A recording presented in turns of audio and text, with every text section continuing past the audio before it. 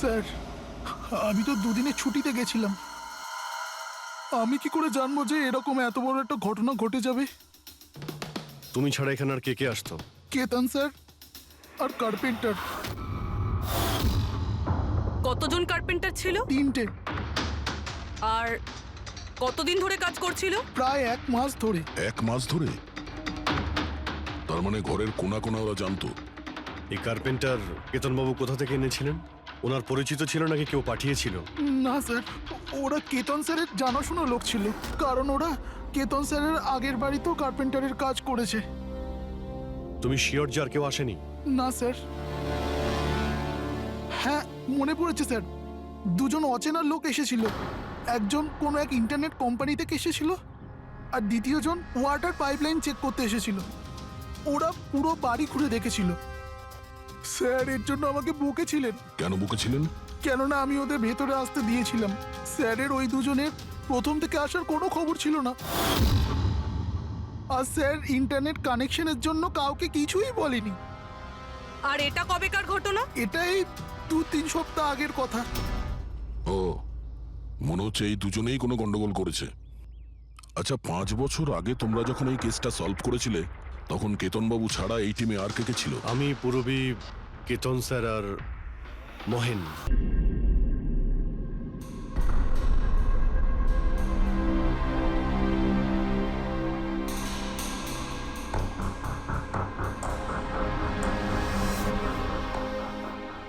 কি ব্যাপার অভিজিৎ, খুব অস্থির দেখাচ্ছে, কি হয়েছে? আরে ভাই, ওই একটা ভিডিও কল আসবে, তার জন্যই ওয়েট করছি। Video call? এর আগে তোমাকে কখনো ভিডিও কলে কথা বলতে দেখিনি। কোনো বিশেষ ব্যাপার কি? আরে ভাই, তুমিও না প্রত্যেকবারই। আরে তেমন কিছু নয়। আরে আমাদের কেতনবাবু ছিলেন না, ওই ক্রাইম ব্রাঞ্চের? হ্যাঁ হ্যাঁ, কেতনবাবু, মনে পড়েছে। আরে উনি বললেন যে 12:30টার সময় আমার সঙ্গে ভিডিও চ্যাট করতে চান, আমায় সারপ্রাইজ দেবেন, সেই জন্যই ওয়েট করছি। ও, স্যার কেমন আছেন? কেতন স্যার, আরে আপনাকে তো একদম ফিট মনে হচ্ছে। আরে কেন পেছনে লাগছো বাবা? জানো, রিটায়ারমেন্টের পরে বডিটা একটু বেড়ে গেছে। একটু এক্সারসাইজ করতে হবে। আরে না না স্যার, সত্যি বলছি, আপনাকে খুব স্মার্ট লাগছে। হ্যাঁ, আচ্ছা এটা বলো, তুমি তোমার বিয়ের কার্ড কবে পাঠাচ্ছ? আহ, আরে স্যার আপনিও না। দেখুন স্যার, আপনি সিনিয়র, আপনি আগে করবেন, তারপরে আমি করব। আমি লাইন ভেঙে আগে কি করে যাব স্যার? হ্যাঁ, আরে ভাই, নতুন বাড়ি কিনেছি, ব্যাস ওরে বাড়ির মাল কিনে চলে আসবে। না হলে এই বয়সে আর কে মেয়ে দেবে বলো? আরে স্যার, আশা নিয়েই আমরা সবাই বেঁচে আছি। কোথায় বাড়ি কিনেছেন আপনি? ফার্ম হাউস নিয়েছি ওয়াসিতে। হ্যাঁ, চলে এসো রোববার, একসাথে লাঞ্চ করব। অবশ্যই স্যার, অবশ্যই যাব। এখন তোমাকে আমি এই ঘরটা দেখাচ্ছি, দেখো ঘরটা কেমন দেখতে। এই যে দেখো,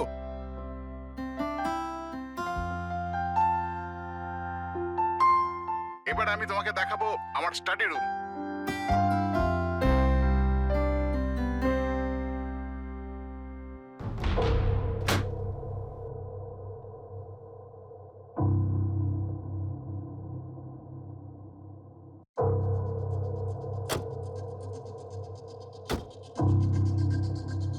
অভিজিৎ, এবার দেখো, দেখাচ্ছি তোমাকে দারুণ জিনিস, ফার্স্ট ক্লাস।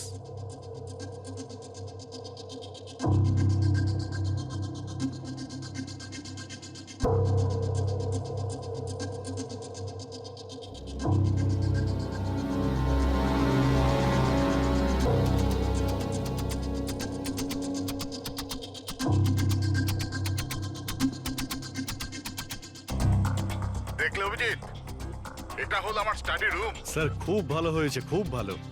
স্যার রুমটা একটু খালি খালি লাগছে, যখন ফার্নিচার এসে যাবে রুমটা কিন্তু দারুণ লাগবে স্যার। স্যার কি হলো?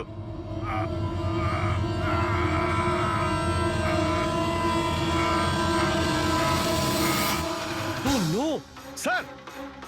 কি আরে হয়েছে? ভাই, স্যারকে কেউ ছুরি মেরে দিয়েছে। ছুরি মেরে দিয়েছে? কোথায়? কে মেরেছে ছুরি? বুঝতে পারছি না। কিন্তু তুমি তো ভিডিও চ্যাট করছিলে ওর সাথে, না? হ্যাক করছিলাম, কিন্তু হঠাৎ করে এই ছুরি কোথা থেকে এলো আর কিভাবে ওনার লাগলো কিছুই বুঝতে পারলাম না। কি?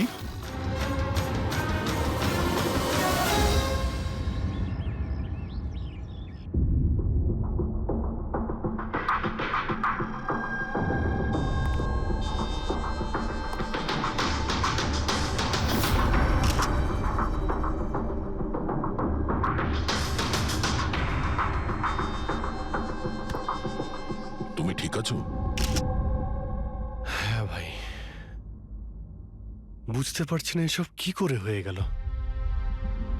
স্যার স্যার কেতন স্যার তো 100 জনেরও বেশি আসামিকে জেলে পৌঁছেছেন।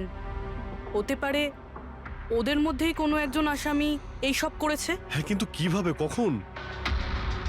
কেতন স্যার আমার সঙ্গে কথা বলছিলেন, এইখানে বসেছিলেন, ওনার পিছনে কেউ ছিল না। তাহলে হঠাৎই ছুরিটা কে মারলো আর কিভাবে মারলো? তুমি একদম শিওর যে ঘরের মধ্যে আগে থেকে কেউ ঢুকে বসেছিল না? আরে না ভাই, কেতন স্যার ভিডিও চ্যাটে উনি পুরো রুমটা দেখাচ্ছিলেন, আমরা কথা বলছিলাম। আর রুমটা দেখো, এখানে কোনো জায়গাই নেই, সব কিছু তো খোলা, কেউ কোথায় কিভাবে লুকোতে পারে? তুমি বলেছো যে তোমার সামনেই কেতনবাবু দরজা খুলে ভেতরে এসেছেন। হ্যাঁ, উনি এই দরজাটা খুললেন, ভিতরে ঢুকলেন, আর উনি দরজাটা বন্ধও করেছিলেন। তাহলে তো পরিষ্কার ব্যাপার, খুনি এই ঘরের মধ্যে আগে থেকেই ছিল, পরে আসেনি। আর সেটাই তো ভাই আমি দেখতে পেলাম না কেন? আরে আমার কথা ছাড়ো, ইনি কেন দেখতে পেলেন না? স্যার এই রুমটাতে আসার আর কোনো রাস্তা নেই, এই দরজাটা ছাড়া। জানলা টানলা কিছুই নেই। পুরবি, এই রুমটা আবার ভালো করে চেক করো, কোনো না কোনো গুপ্তগত হতেই হবে এই রুমের। স্যার স্যার আমি 3 বার চেক করেছি, প্রত্যেকটা জায়গা, প্রত্যেকটা কোণা, সবকিছুই। সত্যি এই রুমে আসার আর কোনো রাস্তা নেই। কোনো না কোনো গুপ্ত রাস্তা তো হবেই এই রুমের। কিছু গন্ডগোল আছে এখানে, না হলে এটা সম্ভব নয় যে অভিজিৎ ওই খুনিকে দেখতে পায়নি। এই কেতনবাবু এখানে একাই থাকতেন না? হ্যাঁ, একাই থাকতেন, এখানে কেয়ারটেকার থাকতো। তাহলে এটা জানতে হবে যে কে কে ওনার সঙ্গে দেখা করতে আসতো, আর কে কে জানতো কেতনবাবুর এই নতুন বাড়ির ব্যাপারে। ইয়া, পঙ্কজ স্যার। এই কেয়ারটেকারকে ডেকেছো তুমি? হ্যাঁ স্যার, কথা হয়েছে, আসছে। ফ্রেডি, প্রত্যেকটা ফিঙ্গারপ্রিন্ট নেবে, একটাও যেন বাদ না যায়। হ্যাঁ স্যার, প্রতিটা কোণের ফিঙ্গারপ্রিন্টস তুলে আনবো স্যার। স্যার, আমি তো দুদিনের ছুটিতে গেছিলাম, আমি কি করে জানবো যে এরকম এত বড় একটা ঘটনা ঘটে যাবে? তুমি ছাড়া এখানে আর কে কে আসতো? কেতন স্যার আর কার্পেন্টার, কতজন কার্পেন্টার ছিল? 3টে।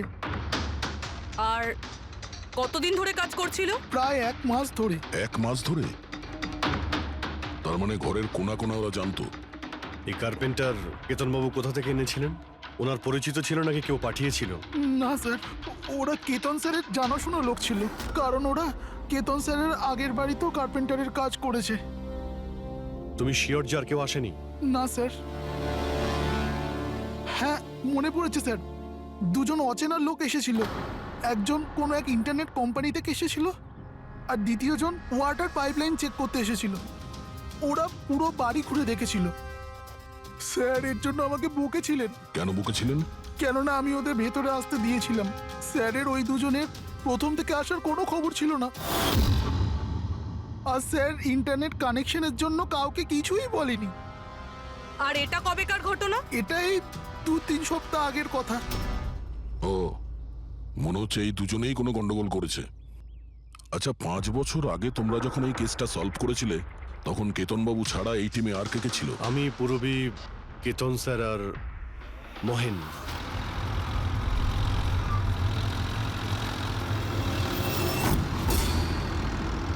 ওই মহিলার প্রাণের ঝুঁকি আছে, আর ওইখানে আশেপাশেই আছে। হ্যাঁ স্যার, তাড়াতাড়ি পৌঁছে যাব।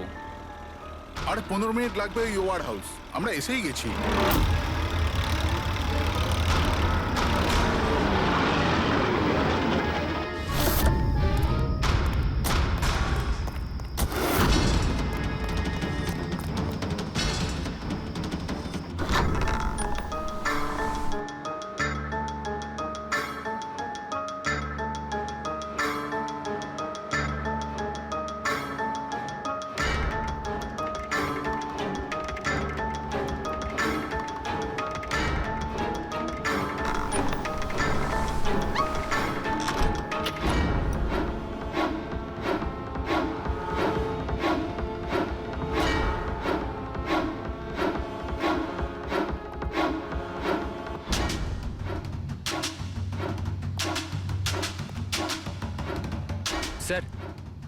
এখানে তো কোনো মহিলাকে দেখতে পাচ্ছি না, আর ওই অপরাধীও নেই।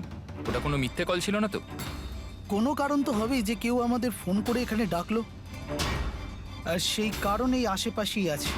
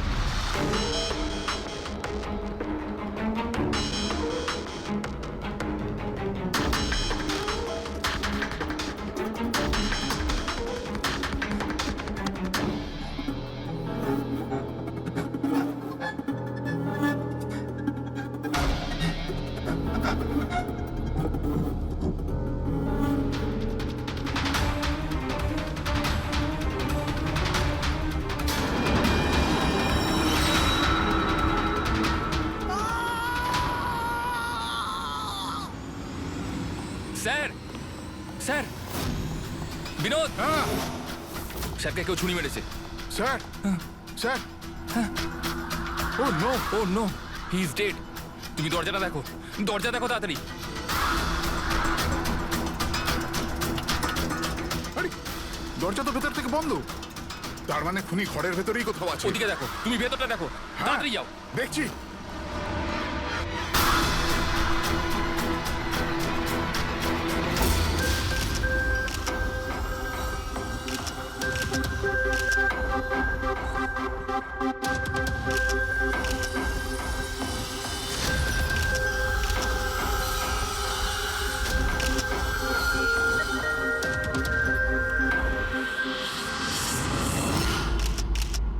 তাহলে এখানে কেউ ছিল না? হ্যাঁ, স্যার সত্যি বলছি, এখানে মেহেন স্যার আর আমাদের ছাড়া আর কেউ ছিল না। বুঝতেই পারছি না যে খুনটা করলো কি। আচ্ছা আপনারা এখানে এসেছিলেন কেন? স্যার একজন মহিলা ফোন করেছিলেন যে ওনার প্রাণ বিপদে আছে, ওনাকে বাঁচাতেই আমরা এখানে এসেছিলাম। কিন্তু এখানে তো কোনো মহিলা ছিলই না, আর ফোনটাও একটা প্রাইভেট নম্বর থেকে করা হয়েছিল। আচ্ছা, এগুলো একটা ষড়যন্ত্র, প্ল্যান করে করা ষড়যন্ত্র। স্যার, এই যে এখানকার ওয়াচম্যান স্যার। তুমি গোডাউন কটায় বন্ধ করেছিলে? স্যার রাত 10টার সময়। সেই সময় এখানে কেউ ছিল? না স্যার, ভালো করে চেক করেছিলাম, কেউ ছিল না। আপনারা এই রুমের দরজাটা খোলা রাখেননি তো ভেতরে আসার পরে?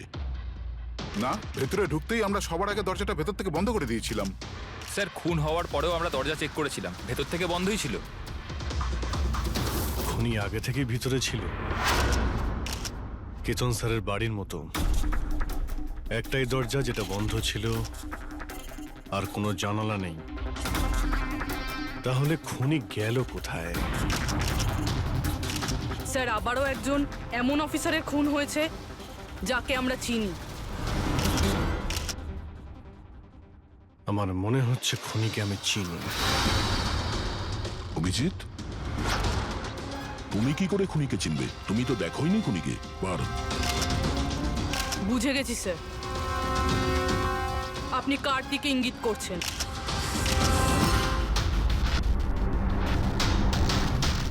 তুমি জানো এসব কি? হ্যাঁ, এটা এশিয়ার নামকরা ক্লাসিক আর্টওয়ার্ক, কিন্তু এসবের এই কেসের সঙ্গে কি সম্পর্ক? যেটাকে তুমি এশিয়ার বিখ্যাত আর্ট ওয়ার্ক ভাবছো, সেটা আর্ট ওয়ার্ক ঠিকই, কিন্তু অরিজিনাল নয়। এটা ডুপ্লিকেট, নকল। এগুলো নকল, কিন্তু দেখতে একদম আসল, অথচ এটা নকল। কিন্তু এই আর্টওয়ার্কের এই দুটো মার্ডারের সঙ্গে কি সম্পর্ক? এটা 5 বছর আগের কথা দয়া। তোমার এটা মনে আছে তুমি আর এসিপি স্যার ডেপুটেশনের জন্য দিল্লি গিয়েছিলে? সেই সময় কিছুদিনের জন্য আমি আর পুরবী একটা কেসে ক্রাইম ব্রাঞ্চের হয়ে কাজ করেছিলাম। হ্যাঁ হ্যাঁ হ্যাঁ, কিছু কিছু মনে পড়ছে। এটা সেই কেস না যাতে কেউ নকল আর্টওয়ার্ক বানিয়ে সেটাকে বেশি দামে বেচার চেষ্টা করছিল? কারেক্ট। এই আর্টওয়ার্ক সেই বানিয়েছে, মিখেল। ওর নাম মিখেল।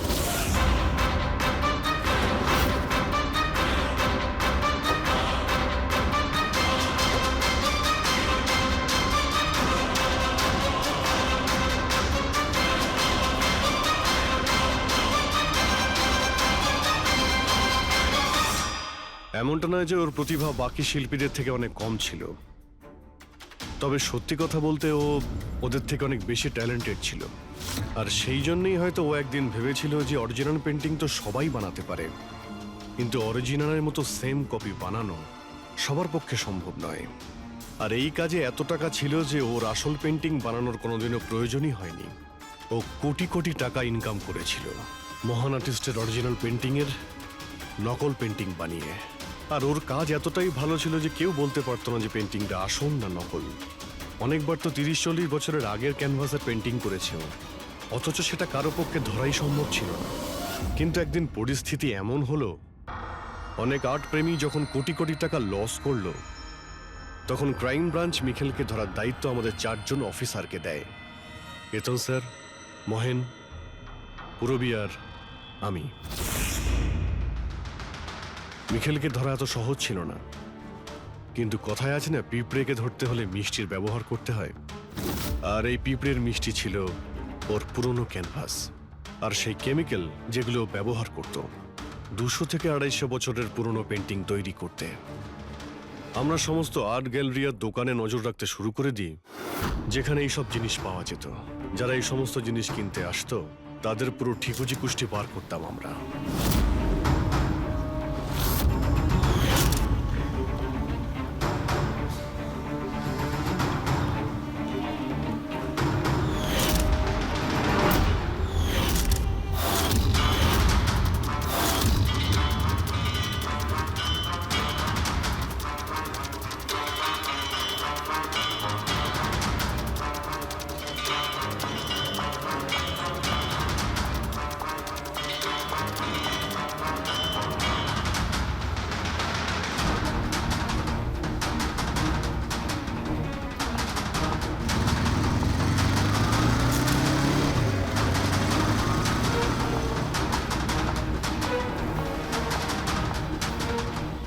এই যতগুলো ছবি পাঠাচ্ছি প্রত্যেকের ডিটেলস আমার লাগবে।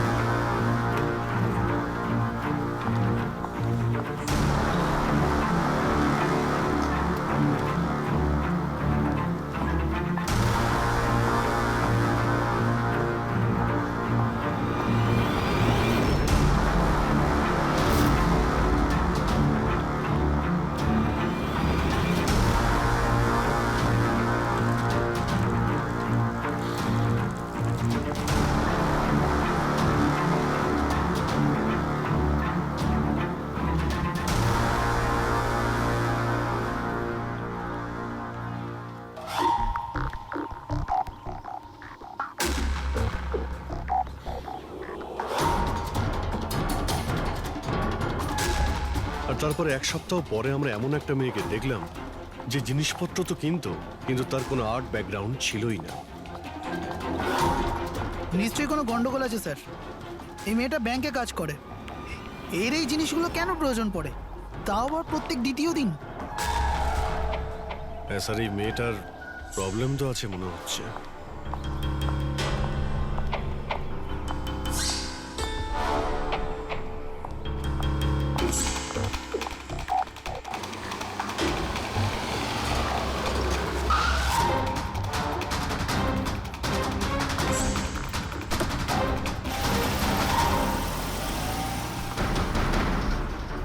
এই মেয়েটার একটু গন্ডগোল আছে, ওর পিছু নাও, দেখো কোথায় যাচ্ছে।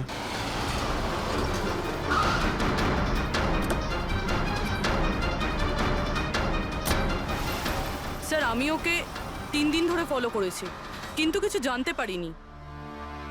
কারণ ও এই সমস্ত জিনিস নিয়ে ওর বাড়ি চলে যেত, কিন্তু 4র্থ দিন ও অন্য কোথাও গেল।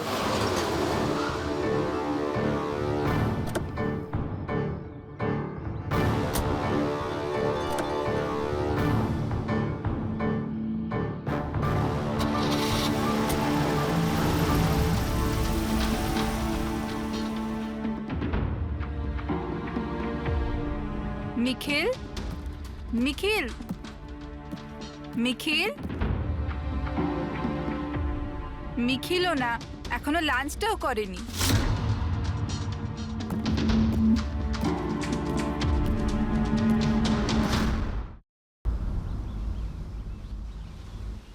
এখনো লাঞ্চও করনি? এত কি কাজে ব্যস্ত থাকো যে খাওয়ার টাইম থাকে না? তোমায় দেখলেই তো আমার পেট ভরে যায়। জানো, বেবিকে মাখন লাগানোর না, এটা অনেক পুরনো আইডিয়া। মাখন নয়, সত্যি বলছি, তোমার মতো ভালোবাসতে পারে এমন জীবনসাথী কোথায় পাবো আমি, যে আমার জন্য নিজেকেও বিপদে ফেলতে পারে। আমি তো তোমার জন্য নিজের জীবনটাও দিতে। খবরদার, এরকম কথা যদি আরেকবার তুমি বলেছ, যদি তোমার কিছু হয়ে যায় না, আমি এই দুনিয়াটাকে আগুন লাগিয়ে দেবো। এত ভালোবাসো আমায়? নিজের থেকেও বেশি। যদি আমি কিছু চাই, তুমি আমায় দেবে? আমি জানি তুমি আমার থেকে কি চাইবে, যে আমি কেন সবকিছু ছেড়ে দিচ্ছি না। জানোই যখন, তাহলে তুমি কেন ছেড়ে দাও না?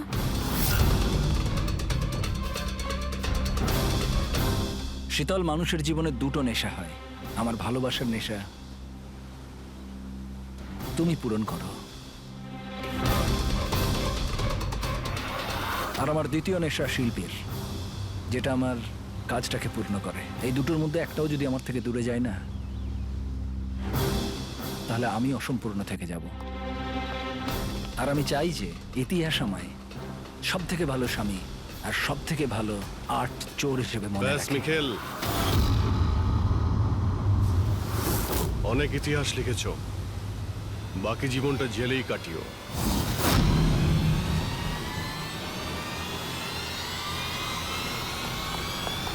Mikheil,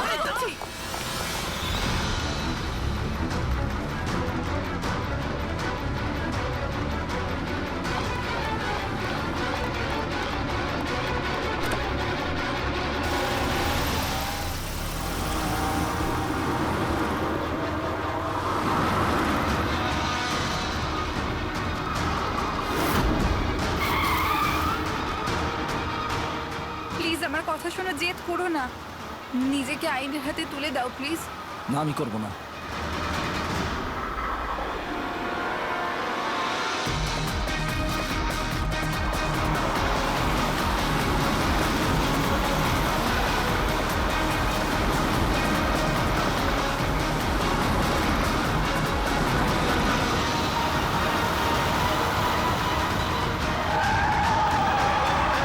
Nikhil!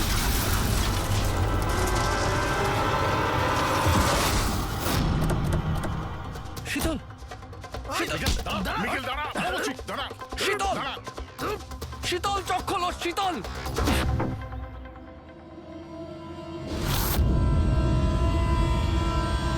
She is dead, sir. তোমাদের জন্য আমার শীতল আমাকে ছেড়ে চলে গেল। ছাড়বো না আমি তোমাদের। তোমার স্ত্রীর মৃত্যুর জন্য আমরা দুঃখিত, কিন্তু তার জন্য দায়ী আমরা নই, তুমি।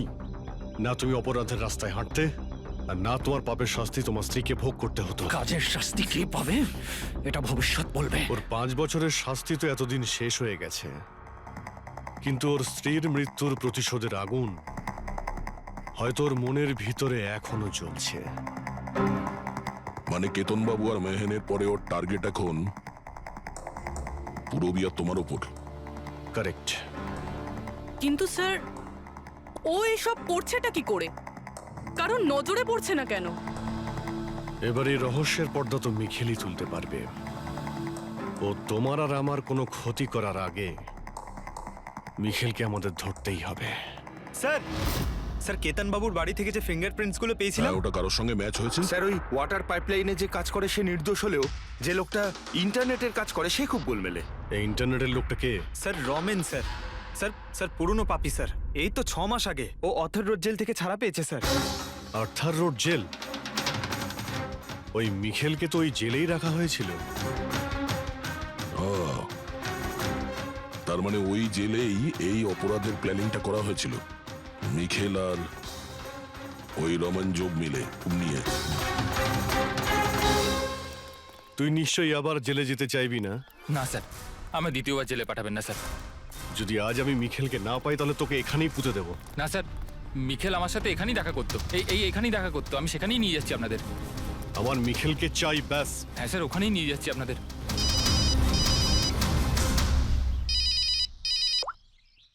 হ্যাঁ শান্তি, কি বাবা শরীর খারাপ করছে? কিন্তু এরকম হঠাৎ? আমি তো কেসের ইনভেস্টিগেশন করতে এসেছি। কি হয়েছে? স্যার স্যার ওই বাবা একটু অসুস্থ হয়ে পড়েছে। ওই শান্তি নার্স যে আমার বাবার দেখাশুনো করে, সেই ফোন করেছিল। ঠিক আছে, তুমি যাও, আমরা দেখে নিচ্ছি। কিন্তু স্যার, যাও, আর কোনো প্রয়োজন পড়লে ফোন করবে।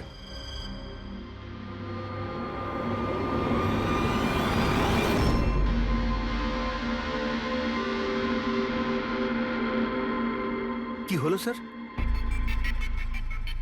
ফ্রেডি, আমি এটা ভাবছি যে আমাদের এই সিআইডির কেরিয়ারে আমরা অনেকেই ক্লোজ রুম মার্ডার সমাধান করেছি, কিন্তু তাদের মধ্যে একটা কেসও এরকম ছিল না।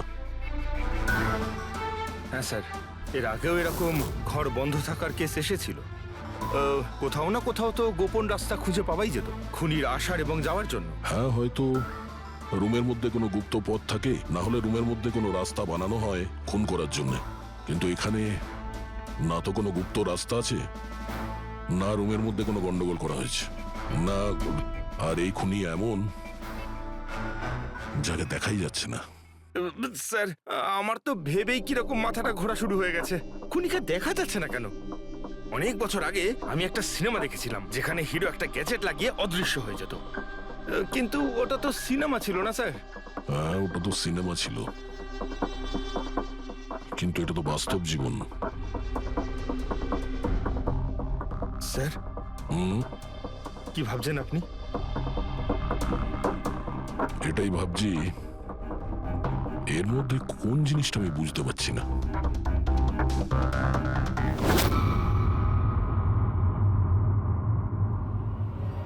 ও মাই গড, তার মানে এই ব্যাপার।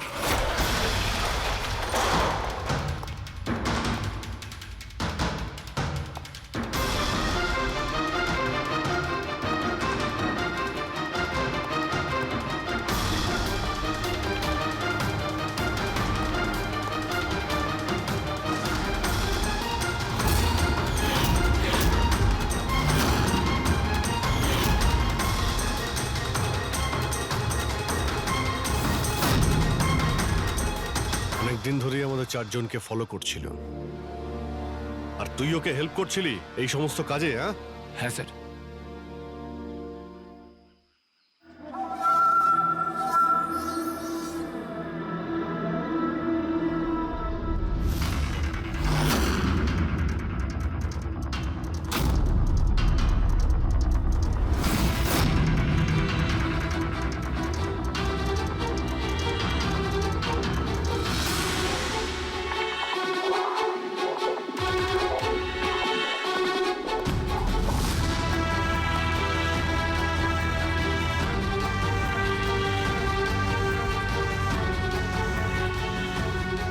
কিন্তু এই ওয়ালপেপার, ফার্নিচার, এসবের ছবি কেন নিয়েছিলি? হ্যাঁ, ওই মিখেল যেমন যেমন বলেছিল আমি সেরামই ছবি নিয়েছিলাম স্যার। ব্যাস, আমি শুধু জানতাম না এই ছবিগুলো নিয়েও কি করবে স্যার।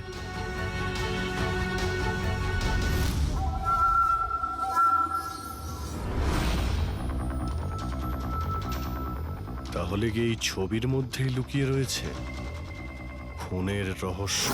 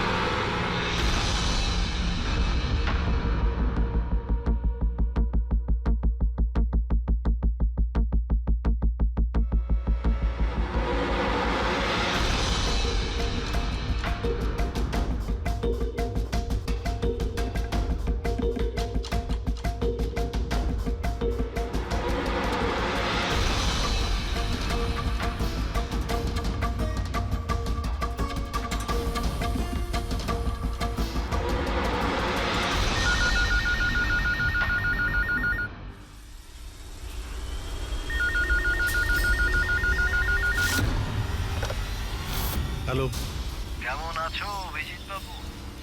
মিখেল, এতদিন পরেও তুমি আমার গলার আওয়াজ ভুলোনি। এমনিতে আমি জানতাম যে তুমি আমার বাড়ি পর্যন্ত নিশ্চয়ই পৌঁছবে। ইন্টেলিজেন্ট তুমি, কিন্তু সরি, তোমাকে স্বাগত জানাতে আমি বাড়িতে ছিলাম না। তোকে স্বাগত তো জানাবে সিআইডি, যখন আমরা তোকে আরেকবার ধরে জেলে নিয়ে যাব। জেল তো আমি তখন যাব না যখন তোমাদের নজরে আমি আসব। তার আগে এই ধাঁধাটা তো সমাধান করো যে আমি তোমাদের এমনিতে নজরে কেন আসছি না। কি হলো, কি ভাবনায় পড়ে গেলে? আমি জানি তুমি ইন্টেলিজেন্ট, কিন্তু এতটাও ইন্টেলিজেন্ট নও যে এই কেসটাকে সমাধান করো। কেসটা তো তোমার আর পুরবীর মৃত্যু দিয়েই শেষ হবে। মিখেল, রাগ নয় অভিজিৎ বাবু, রাগ করে কেন নিজের বিপি বাড়াচ্ছ? চলো একটা ছোট্ট তোমায় হিন্ট দিয়ে দিই। আমায় তুমি সেখানেই দেখতে পাবে যেখানে এই গল্পের শুরু হয়েছিল, যেখানে শীতলকে তুমি আমার থেকে ছিনিয়ে নিয়েছিলে। পুরবী মারা যাওয়ার আগে তো নিশ্চয়ই পৌঁছতে পারবে। মিখেল, মিখেল, হ্যালো পঙ্কজ, তুমি এক্ষুনি পুরবীকে ফোন করো, ওকে বলো বাড়িতে থাকতে, বাইরে বের না হতে। ও কি হলো স্যার? আচ্ছা, আমি যেটা ভাবছি সেটা যদি ঠিক হয় তাহলে জানা যাবে যে খুনি এগুলো কিভাবে করলো। কিভাবে? আশ্চর্য তো, বাবা তো পুরোপুরি সুস্থ আছে। তাহলে তাহলে শান্তি ফোন করে আমাকে ডাকলো কেন? আর নিজেও তো বাড়িতে নেই। ফোন করলাম, ফোনটাও ধরছে না।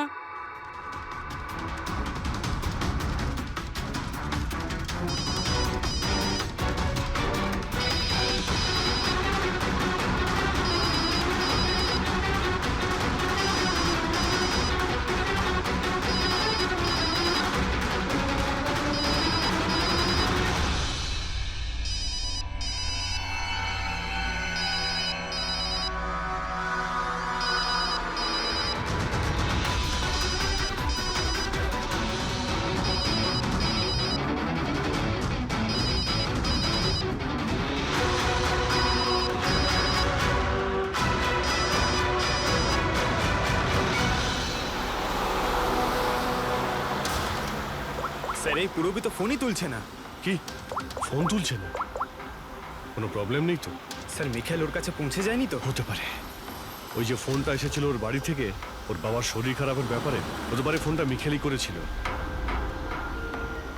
স্যার পুরবীর কিছু হবে না তো?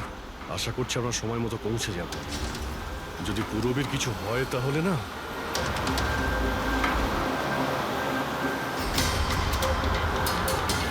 এসে গেছি। এটা সেই জায়গা যেখানে মিখেলের ওয়াইফ মারা গিয়েছিল।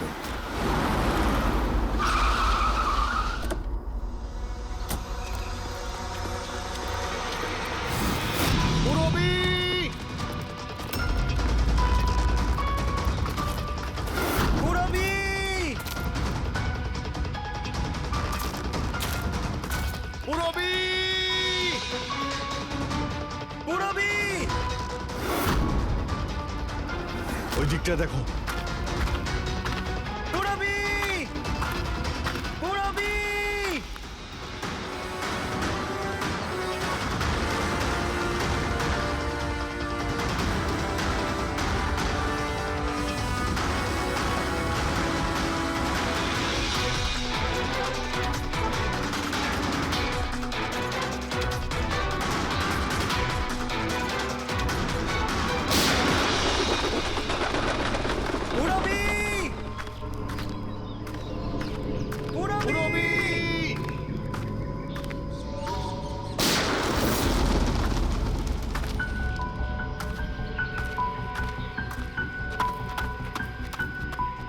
স্যার হ্যাঁ পঙ্কজ, জানি না স্যার কে গুলি চালালো।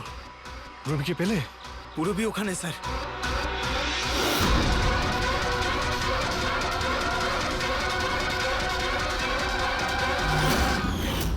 ও নো, পঙ্কজ অ্যালার্ট থাকবে, আমাকে কভার করো, আমি যাচ্ছি পুরবীর কাছে।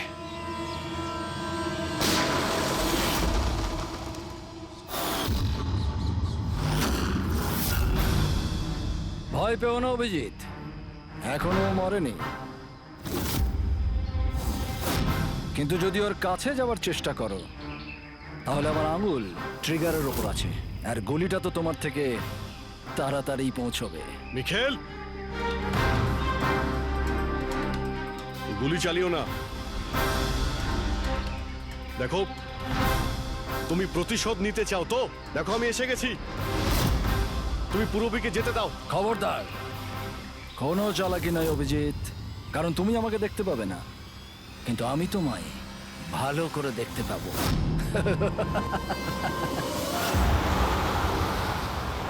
অভিজিৎ, আমার কথা মন দিয়ে শোনো, তুমি একদম রিয়াক্ট করবে না। তুমি এই মিখেলকে দেখতে পাবে না। তুমি আর কেতনবাবু, ওকে কেতনবাবু স্টাডি রুমে দেখতে পাওনি। মাহান ওকে আর্ট ওয়্যার হাউসে দেখতে পাইনি। পুরবী নিজে ওকে ওর ঘরে দেখতে পাইনি। কেন? কারণ ওকে দেখা সম্ভব নয়। ও যেখানে যেখানে অন্যায় করে সেখানকার কোণে কোণে ও লুকিয়ে পড়ে। ওই রুমে, ওই ডেকোরেশনে ও এমন ভাবে লুকিয়ে পড়ে কেউ বলতেই পারবে না যে ও আর্ট পিস না, একজন মানুষ। কেতনবাবুর রুমে ও ও ওয়ালপেপার হয়ে গেছিল, ওয়ালপেপার।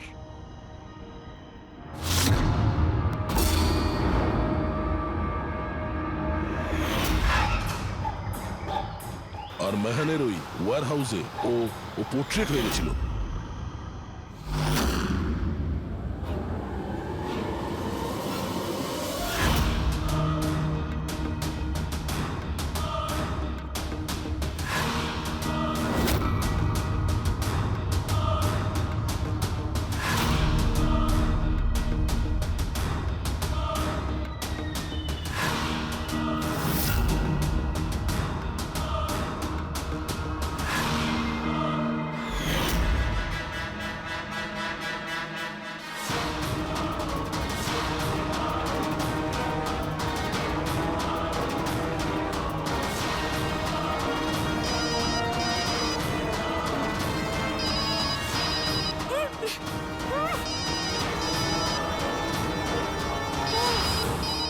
এটা আমি তখনই বুঝতে পারলাম যখন ওয়্যার হাউসের ক্রাইম সিনের ফটোগুলো আমি দেখলাম। তখনই আমার নজর ওই পোর্ট্রেটের আঙুলের ওপর গেছিল।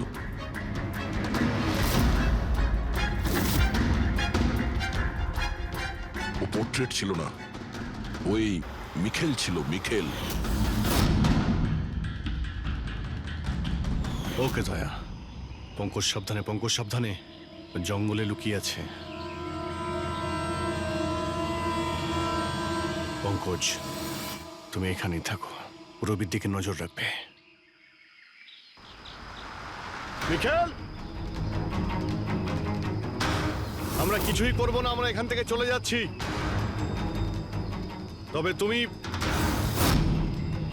রবিকে ছেড়ে দাও প্লিজ।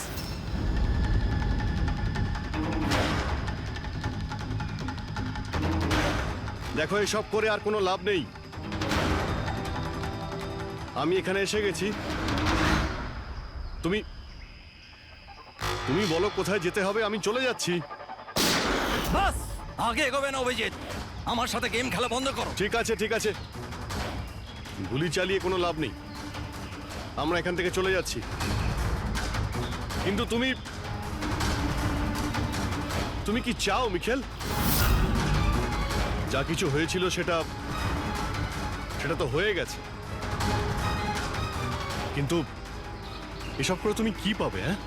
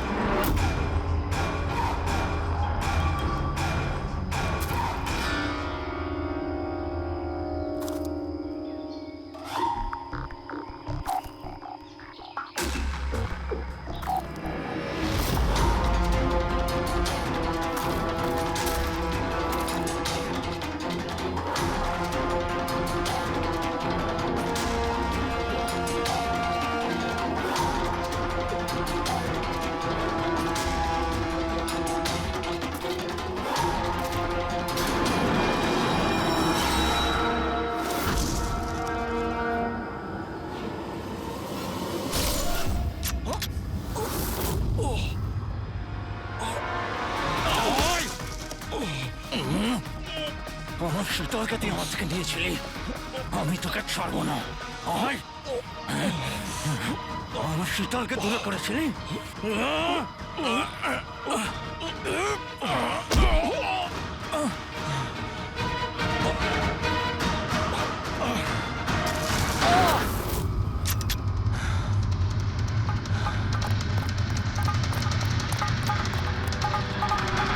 রবি, তুমি ঠিক আছে তো? তোর আসল জায়গা জেলে, আর এইবার তুই বাইরে আসবি না, সোজা ফাঁসিতে ঝুলবি। আমার বউয়ের জ্বলন্ত চিতা দেখে আমি শপথ নিয়েছিলাম যে যতক্ষণ না তোমাদের চারজনকে আমি শ্মশানে পাঠাবো, না বেঁচে থাকবো না মরবো। দুজন তো গেল, এখন তোমরা দুজন বেঁচে। তোমাদের আইনকে বলো যেন শক্ত থেকে শক্ত জেল বানাই, কারণ এবার কোনো জেলই তোমাকে আমার থেকে বাঁচাতে পারবে না। ঠিক আছে, চলো নিয়ে যাও একে। চল চল।